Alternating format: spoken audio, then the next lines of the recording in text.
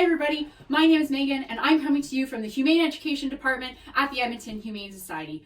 In light of all that's been going on, we realized that you guys can't come to us, so we're going to bring us to you. Today, we're going to be focusing on our dog friends, and today, we get to make some popsicles.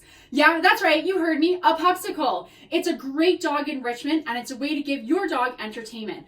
For those of you who have never heard the word enrichment before, these are ways that we can make our dogs' lives better. There are so many ways that we can do it, but today we're going to do it with food. So, the easiest things that you can do, it's just 3 simple ingredients, but it's really easy and it's really fun. The first thing that you're going to need is some kibble. Make sure you find something that your dog is used to eating, and whether it's their own kibble, you can throw a few extra treats in there as a little pizzazz, a little extra, all right?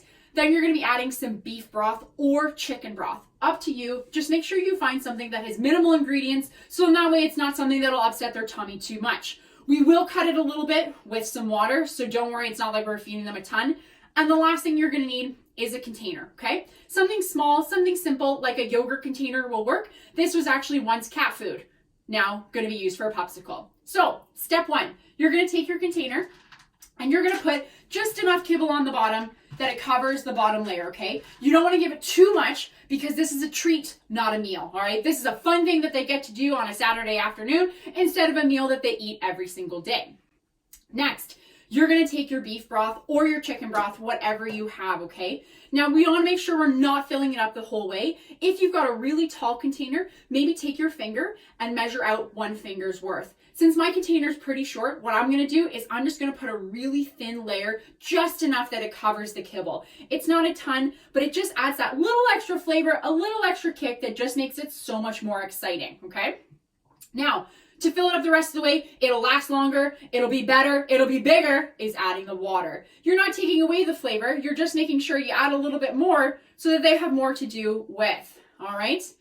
And there you go. Now it's made, and now it's time for the hardest part.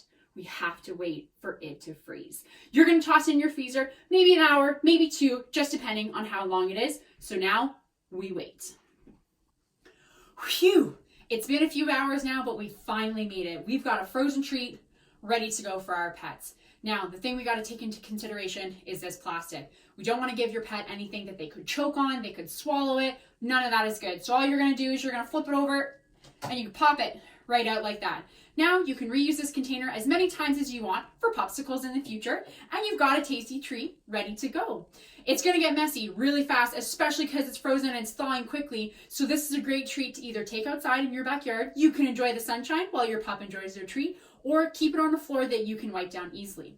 A tip that I've learned over the time is you can actually use an ice cube tray to do the exact same thing. Little kibble, little broth, little water, but you can do all the trays at once. This is great because then all you have to do is pop 1 ice cube out at a time, give it to your pet, and they can enjoy it, and you have still tons ready to go. So thank you guys so much for joining me today. I really do appreciate it. If you like this content and you're interested in seeing more, feel free to click subscribe, and we'll hopefully have some more stuff coming your way soon. Thanks so much and enjoy the sunshine.